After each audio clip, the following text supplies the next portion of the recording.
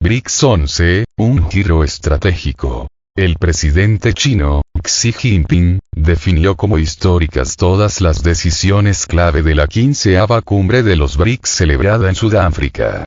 Esto puede considerarse una subestimación.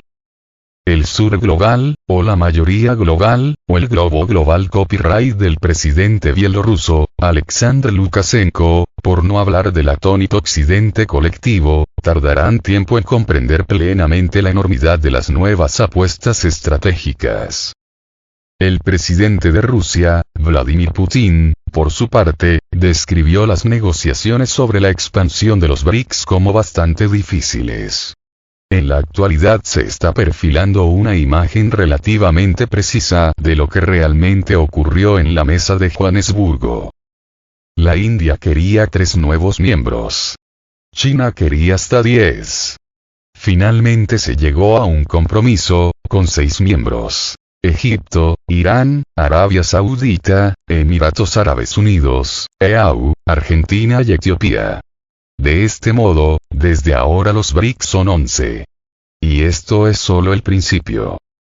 A partir de la presidencia rotatoria rusa de los BRICS, el 1 de enero de 2024, se incluirán progresivamente más socios, y con gran certeza se anunciará una nueva ronda de miembros de pleno derecho en la cumbre de los BRICS 11 que se celebrará en Kazán en octubre de 2024.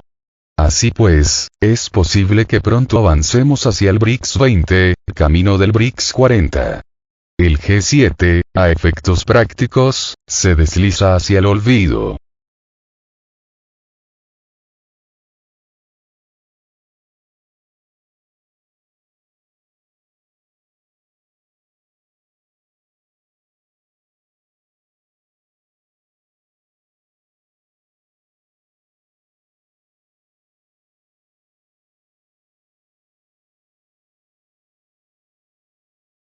Pero lo primero es lo primero. Rusia apoyó a Egipto en la decisiva mesa de Johannesburgo. China apostó por la magia del Golfo Pérsico, Irán, Emiratos Árabes Unidos y los saudíes. La India, por una serie de razones muy complejas, no se sentía precisamente cómoda con 3 miembros árabes/musulmanes, Arabia Saudita, Emiratos Árabes Unidos, Egipto. Rusia apaciguó los temores de Nueva Delhi. Por supuesto, Irán y China ya están inmersos en una asociación estratégica, y Riad ya acepta el pago de la energía en yuanes. Brasil y China apoyaron a Argentina, vecino problemático de Brasil, que corre el riesgo de tener su economía totalmente dolarizada, y también un proveedor clave de materias primas para Pekín. Sudáfrica apoyó a Etiopía. Todo lo anterior respeta los principios geográficos e imprime la noción de que los BRICS representan al sur global. Pero va mucho más allá, mezclando estrategia astuta y realpolitik realista. India se tranquilizó porque el ministro de Exteriores ruso, Sergei Lavrov, presente en Johannesburgo para negociar en nombre de Putin y muy respetado por Nueva Delhi, comprendió perfectamente que una nueva moneda única de los BRICS está muy lejos. Lo que realmente importa, a corto y mediano plazo, es ampliar el comercio dentro de los BRICS en sus monedas nacionales. Así lo subrayó la presidenta del nuevo Banco de Desarrollo, Dilma Rousseff, en su informe a los anfitriones de la cumbre sudafricana, incluso cuando el presidente brasileño, Lula da Silva, volvió a insistir en la importancia de crear un grupo de trabajo para debatir una moneda BRICS. Lavrov comprendió cómo Nueva Delhi está absolutamente aterrorizada por las sanciones secundarias de Estados Unidos, en caso de que su papel en los BRICS sea demasiado ambicioso.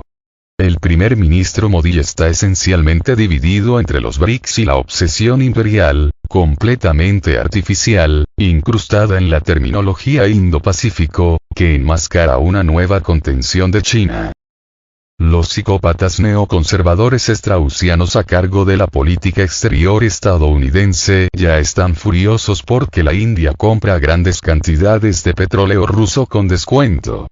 El apoyo de Nueva Delhi a una nueva moneda de los BRICS sería interpretado en Washington como una guerra comercial sin cuartel, a la que seguirían sanciones demenciales. En cambio, a Mohammed bin Salman de Arabia Saudita no le importa, es uno de los principales productores de energía, no un consumidor como la India, y una de sus prioridades es cortejar plenamente a su principal cliente energético, Pekín, y preparar el camino para el petroyuan.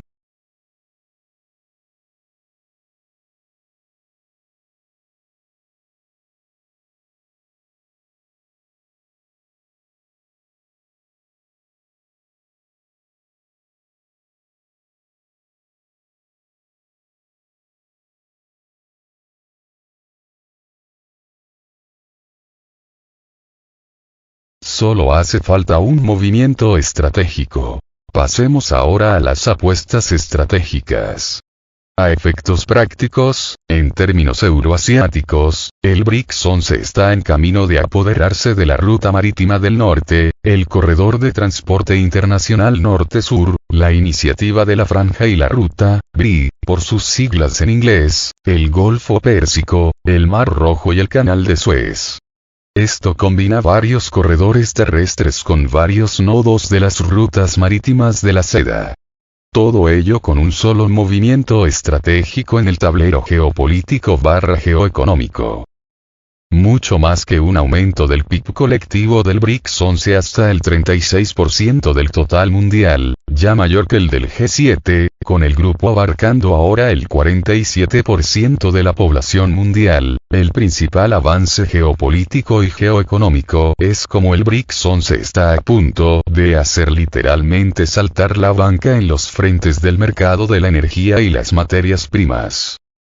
Al incorporar a Irán, Arabia Saudita y los Emiratos Árabes Unidos, el BRICS 11 brilla instantáneamente como una potencia en petróleo y gas. Los BRICS 11 controlan ya el 39% de las exportaciones mundiales de petróleo, el 45,9% de las reservas probadas y al menos el 47,6% de todo el petróleo producido en el mundo, según Infotec. Con la posible incorporación de Venezuela, Argelia y Kazajistán como nuevos miembros en 2024, el BRICS 11 podría controlar hasta el 90% de todo el petróleo y el gas comercializado en el mundo. Corolario inevitable. Operaciones liquidadas en divisas locales eludiendo el dólar estadounidense. Y conclusión inevitable. El petrodólar en coma. El imperio del caos y el saqueo perderá su almuerzo de menú gratuito, así como el control de los precios mundiales del petróleo y medios para imponer la diplomacia mediante un tsunami de sanciones unilaterales. Ya en el horizonte, la simbiosis directa BRICS 11, OPEP Plus es inevitable. La OPEP Plus está dirigida de hecho por Rusia y Arabia Saudita. Se avecina una reorientación geoeconómica que sacudirá el terreno y que abarcará desde las rutas surcadas por las cadenas mundiales de suministro y las nuevas carreteras de los BRICS hasta la interconexión progresiva de la BRI, la visión saudita 2030 y la expansión portuaria masiva en los Emiratos Árabes Unidos. Con la elección de Etiopía, el BRICS amplía su alcance africano en el ámbito de la minería, los minerales y los metales. Etiopía es rica en oro, platino, tantalio, cobre, niobio y ofrece un vasto potencial en la exploración de petróleo y gas natural. Arabia Saudita y los Emiratos Árabes Unidos, por cierto, también se dedican a la minería. Todo ello augura una integración rápida y progresiva del norte de África y Asia Occidental.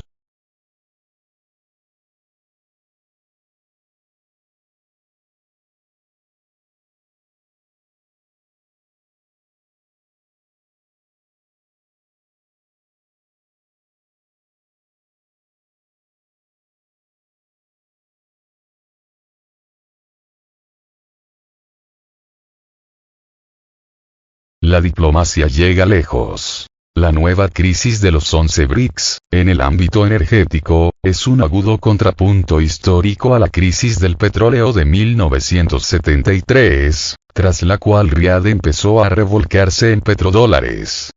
En la actualidad, Arabia Saudita bajo Mohammed bin Salman está operando un cambio tectónico, en proceso de alinearse estratégicamente con Rusia, China, India e Irán. Golpe diplomático que ni siquiera empieza a describirlo. Se trata de la segunda etapa del acercamiento entre Riad y Teherán, iniciado por Rusia y finalizado por China, sellado recientemente en Pekín. El liderazgo estratégico ruso-chino, trabajando pacientemente en sincronía, nunca perdió el rumbo.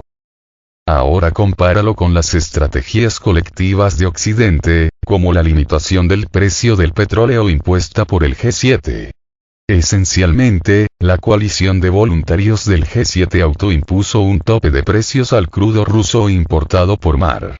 El resultado de esto es que tuvieron que empezar a comprar muchos más productos petrolíferos a las naciones del sur global, que hicieron caso omiso del tope de precios y aumentaron debidamente sus compras de crudo ruso. Adivinen quiénes son los dos primeros. China y la India, miembros de los BRICS. Después de revolcarse en varias etapas de negación, el occidente colectivo puede, o no, darse cuenta de que es un sueño de tontos intentar desacoplar la parte de la economía mundial gobernada por occidente de China, sea lo que vomite Washington. BRICS 11 muestra ahora, gráficamente, cómo el sur global / mayoría global / globe está menos alineado con Occidente que en cualquier otro momento de la historia reciente. Por cierto, el presidente del G77, el líder cubano Díaz-Canel, estuvo en la cumbre de los BRICS representando de facto al nuevo movimiento de países no alineados. El G77 incorpora en realidad no menos de 134 naciones. La mayoría son africanos. Xi Jinping se reunió en persona en Johannesburgo con los líderes de la mayoría de ellas. El occidente colectivo, presa del pánico, considera a todos ellos peligrosos. Así que el último refugio es, como era de esperar, retórico. Desacoplamiento, desriesgo e idioteces similares. Pero esto también puede resultar peligroso en la práctica. Como en la primera cumbre trilateral celebrada en Camp David el 18 de agosto entre el imperio y dos vasallos asiáticos, Japón y Corea del Sur. Eso puede interpretarse como el primer paso hacia una OTAN asiática político-militar aún más tóxica que el diálogo de seguridad cuadrilateral, Quad, o la AUKUS, obsesionada por contener simultáneamente a China, Rusia y Corea del Norte.